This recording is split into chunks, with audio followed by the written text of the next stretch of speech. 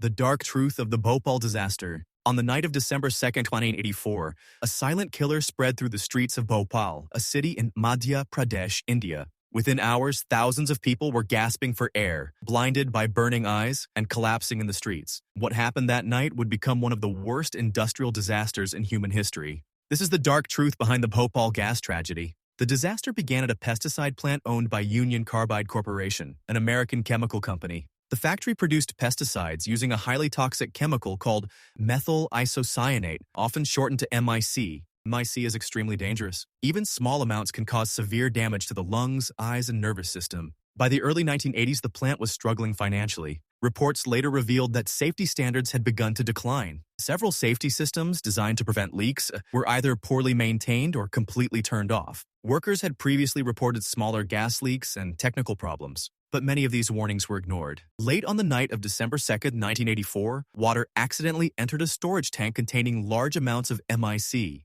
The chemical reaction caused a massive buildup of heat and pressure. Shortly after midnight, the tank released a huge cloud of toxic gas into the air. The poisonous gas spread quickly across nearby neighborhoods where thousands of people were sleeping. Residents woke up coughing, choking, and unable to breathe. Many tried to run, but the gas burned their lungs and eyes. Within hours, hospitals were overwhelmed with victims. By the next morning, thousands of people had died. Official estimates say around 3,000 people died within the first few days. Over time, the total death toll is believed to have reached more than 15,000 people, according to various reports. More than 500,000 people were exposed to the toxic gas. Many survivors suffered lifelong health problems, including lung disease, blindness, nerve damage, and birth defects. Entire families were affected. And for many residents of Bhopal, the tragedy never truly ended. After the disaster, investigators began searching for answers. Evidence suggested that multiple safety systems had failed. Investigations later revealed problems with maintenance, safety procedures, and cost-cutting measures at the plant. The chairman of Union Carbide Corporation, Warren Anderson, traveled to India shortly after the disaster. He was arrested by Indian authorities but was later released on bail and allowed to leave the country.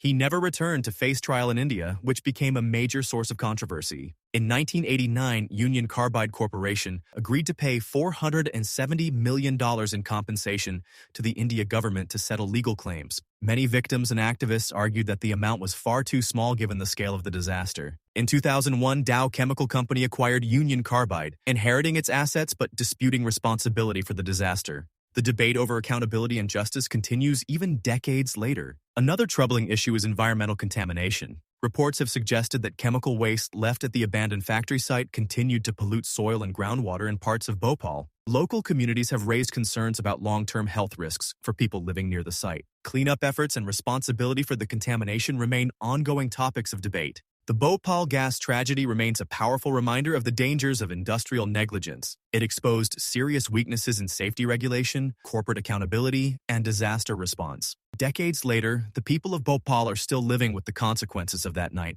and the world continues to learn difficult lessons from one of the darkest industrial disasters in history.